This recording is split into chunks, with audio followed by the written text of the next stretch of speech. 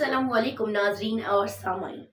मुझे उम्मीद है आप जहाँ भी ये वीडियो देख रहे होंगे बखैर व आफियत होंगे, बड़े खुश मिजाज होंगे और ईमान की बेहतरीन हालत में होंगे। आज फिर आपकी खिदमत में हाजिर हूँ एक नई किताब का तारुफ लेकर, एक नई नावल की नई कहानी लेकर और उस पे अपने कुछ अंदाजे बयान देकर। किताबें पढ़ना मेरा खासा शौक है और ये शौक मुझे था तो बचपन से, मगर परवान खासी जवानी में चढ़ा। ये शौक इस हद तक ले आया कि नॉवेल्स पढ़ते पढ़ते मैं उस दुनिया को इमेजिन करने लग गई।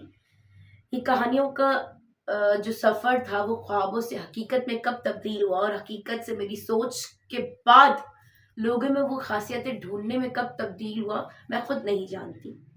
लेकिन ये एक बड़ा ही बेहतरीन सफ़र है और आगे मेरी कोशिश है, मेरी दुआ है कि ये जारी रहे। ये इंतहाई ये समझें कि आपका जो सेल्फ टाइम होता है उसके लिए बहुत बेस्ट हॉबी है। तो किताब आपको जिस ज़ुबान में अच्छी लगे, जो किताब अच्छी लगे वो पढ़ें, जिसका टाइटल अच्छा लगे, जिसकी कहानी अच्छी लगे, जो ऑथर अच्छा लगे, चाहे दुनिया मना करे वो किताब पढ़ें। क्योंकि वैसे भी कहा जाता है कि जहाँ जाना मना हो वहाँ जाएं, जिन किताबों को पढ़ना मना हो वो किताबें पढ़ें, जिन लोगों से मिलना मना हो उन लोगों से मिलें। ज़िंदगी और वो लोग, वो किताबें, वो रास्ते, वो मंजिलें आपको बहुत कुछ सिखा देते हैं। आज जिस किताब की हम बात करने वाले हैं या जिस नॉवेल की हम बात करने वाले हैं, उसके नाम में ही एक अजीब सा सुरूर है, एक अजीब सी अना है। उस नाम में एक तकलीफ है, एक इंतकाम है, एक सबर है, एक दास्तान है, एक पूरा सफर है। और उस किताब का नाम है अभी मात बाकी है।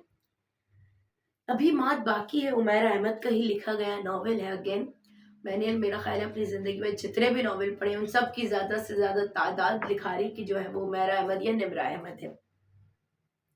ये नॉवेल बड़ी अजीब सी दास्तान है और बड़े रिश्तों को उलझा देने वाली नॉवेल होती है। इस नॉवेल का स्टार्ट, कुछ बीच के पार्ट और इसका अख्ताम, इसके जो आखिरी लाइंस है, जो आखिरी अल्फाज, आखिरी सिनेरियो है, वो मेरे दिमाग पे नक्श हो गया है। ये कहानी स्टार्ट तो एक मोहब्बत की दास्तान से होती है। मोहब्बत बड़ी परवान चढ़ती है, शादी होती है, लड़की डॉक्टर होती है आई गेस, लड़का किसी मेजर और आर्मी फैमिली से ताल्लुक रखता है। खानदान वालों के मर्जी के खिलाफ ये शादी होती है और लड़के के घर वाले बिल्कुल ही हक में नहीं होते। ये कहानी इस तरह स्टार्ट होती है और इस कहानी में डिफरेंट डिफरेंट डिफरेंट स्टेजेस आपको देखने को मिलते हैं, जो हर कहानी का उसूल है। मगर ये कहानी मुझे इसलिए अलग लगी कि इसमें जो इंतकाम है उसका अंदाज ही अलग है, इसमें जो सज़ा देने का अंदाज है वो भी अलग है, इसमें जो शह और मात का खेल है वो भी अलग है। इसमें बेवफाई महबूब करता है, यानी शौहर बेवफाई करता है, वो आगे चल के जो अपनी कमिटमेंट से हट जाता है, लेकिन बदला हीरोइन नहीं लेती। ये कहानी बड़ी अजीब सी है। बदला होता किसी का है, लेता कोई है। रिश्तों की अजीब झोल झाल है, रिश्ते अजीब किस्म के उलझे हुए हैं। कहानी चलती है हीरो के ऊपर, हीरोइन के ऊपर। जैसे जैसे पैसेज ऑफ टाइम ये कहानी आगे बढ़ती है, तो इस कहानी में आप बिल्डअप होते दिखते हैं कैरेक्टर दो बहनों का। दोनों बहनें अलग अलग रहती हैं, मतलब लिखने वाले की जो खूबसूरती है, जो अंदाज है, कितने अलग तरीके से हर रिश्ते को बिल्ड करते जाते हैं वो, और हर कैरेक्टर को इन करते जाते हैं। जैसे आप नया कैरेक्टर पढ़ते हैं, पीछे वाला साइड होने लगता है, आपको लगता है नहीं कहानी अब इस मोड़ पे मुड़ेगी, नहीं कहानी अब इस पर है, मगर कहानी जाती ही किसी और तरफ है। बेट मियाँ बीवी अलग हैं, बच्चे माँ बाप से जुदा हैं, एक बच्ची जो माँ के साथ रहती है उसको भी कंफर्म रिश्ता नहीं पता। इस तरह से उलझते उलझते ये कहानी एक मकाम पर आकर सुलझती है। मगर इस कहानी में एक शख्स जो अपने उरूज के वक्त अपनी अना की हद पार करे हुए था, एक शख्स जो हर रिश्ते को जो है वो छोड़ चुका था, और एक शख्स, एक लड़की जो अब तक वहीं खड़ी थी, जिसके लिए वो रिश्ता सब कुछ था, जिसने जो अपने माँ बाप की, अपनी बहन भाइयों की और माँ की फरमाबरदार थी, वो उनके अगेंस्ट भी गई, वो रिश्ता उसने कायम किया। आखिर में वो खाली हाथ रह जाती है, लड़का मूव ऑन कर जाता है, सब कुछ हो जाता है। سالہ سال گزر جاتے ہیں اس کہانی میں. اچھا، ناولس کی ایک بڑی خوبصورت یا کسی بھی کہانی کی ایک بڑی خوبصورت بات یہ ہوتی ہے کہ آپ پریزنٹ میں وہ کہانی پڑھ رہے ہوتے ہیں لیکن ماضی کی، پھر ماضی سے چلتے چلتے پریزنٹ ہی میں آپ مستقبل میں پہنچ جاتے ہیں. تو جو لوگ ٹائم ٹریول پہ بلیو رکھتے ہیں ان کا تو خیر خاصا بلیف کوئی اور ہوتا ہے، لیکن میرا ماننا یہ کہ آپ کتاب پڑھیں، آپ کہانیاں پڑھیں، آپ قصے پڑھیں. ٹائم ٹریولنگ کسے کہتے ہیں آپ کو بخوبی اندازہ ہو جائے گا، کیونکہ ایک ہی وقت میں مستقبل، حال اور ماضی اگر ساتھ چل رہا ہوتا ہے تو وہ ان کتابوں میں، ان کہانیوں میں چل رہا ہوتا ہے. جی تو بیک ٹو دا کہانی، بیک ٹو دا ناول. یہ کہانی ہوتی ہے بیٹی سے باپ کے انتقام کی. یہ کہانی ہوتی ہے ہر اس حق تلفی کی، ہر اس ناانصافی کی، ہر اس فرض سے بے خبر ہونے کی، اور ہر اس اذیت کی جو اسے اپنے باپ کی طرف سے ملی ہوتی ہے، یا ہر وہ اذیت جو اس نے اپنی ماں کو سہتے دیکھا ہوتا ہے. اس کہانی میں جو بیٹی کا کردار ہے جو واضح طور پر نظر آ رہا ہے اور جو انتقام لیتی ہے، بڑے پرسکون انداز میں وہ انتقام لیتی ہے، اس کیریکٹر کو ہو بہو اس کے باپ جیسا بنایا گیا ہوتا ہے. یعنی بعض دفعہ اس کی ماں خود یہ سوچ رہی ہوتی ہے کہ اس میں تو اس کو، مجھے تو اس کے باپ کی جھلک آ رہی ہے.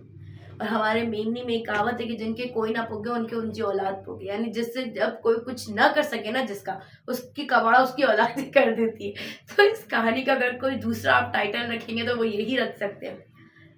اس کہانی کے کچھ آخری الفاظ مجھے یاد ہیں.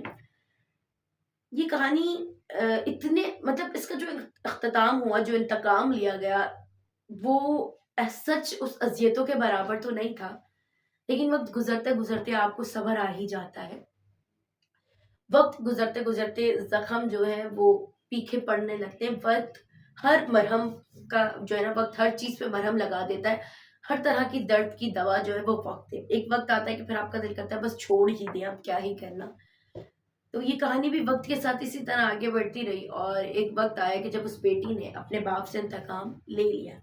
اور اس کی مجھے کچھ لاسٹ لائنز ایسے یاد ہیں کہ وہ لڑکی اپنے شوہر کے ساتھ ویگو میں بیٹھ رہی ہوتی ہے. ہاں ویگو یا اس طرح، کیونکہ کار میں تو خیر میرا کوئی انٹرسٹ نہیں ہے، لیکن وہ بلیک کلر کی کچھ اس طرح کی گاڑی کا سینیریو ہوتا ہے. اس کا بیٹا اس کے ساتھ ہوتا ہے. سامنے اس کی نظر پڑتی ہے سائڈ کارنر پہ، کونے پہ سگنل کے یہاں یا کہیں ایک شخص بیٹھا ہوتا ہے، بڑا جھکا ہوا سا، دبدبا ہوا، سہما ہوا، بالکل اپنے حال کے بے حال ہوا ہوا، بکھرے ہوئے بال. اس میں جو سینیریو تھا میں اپنے الفاظوں میں بتا رہی ہوں، آپ امیجن کریں میری آنکھوں میں بھی وہ شخص آ رہا ہے. پتہ نہیں کوئی عجیب سی پھٹی پرانی سی شال اوڑی ہوئی ہے یہ. اور وہ دیکھتے دیکھتے بس دل ہی دل میں ایسے ایک سوچتی ہے کہ یہ وہی شخص تھا نا جس کا غرور، جس کی انا حد پر تھے. وہی شخص تھا نا جو شادی کر کے میری ماں سے مکر گیا تھا. یہ وہی شخص ہے جو میرا باپ ہے.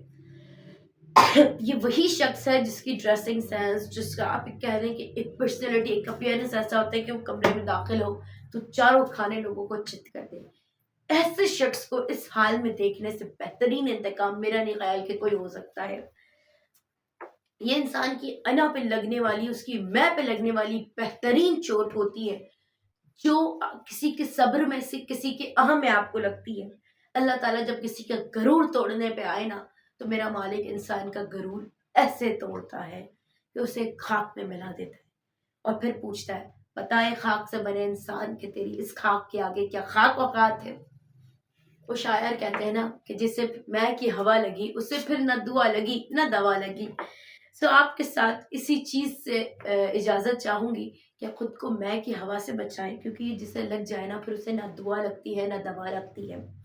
آپ سے پھر ہوگی ملاقات کسی اور ناول کے، کسی اور کتاب کے تعارف کے ساتھ، کسی اور کہانی کی باریکیوں کے ساتھ اور اپنے دل کی باتوں کے ساتھ. جب تک آپ نے رکھنا ہے اپنا خیال اور مجھے رکھنا ہے دعاؤں میں یاد. اللہ حافظ.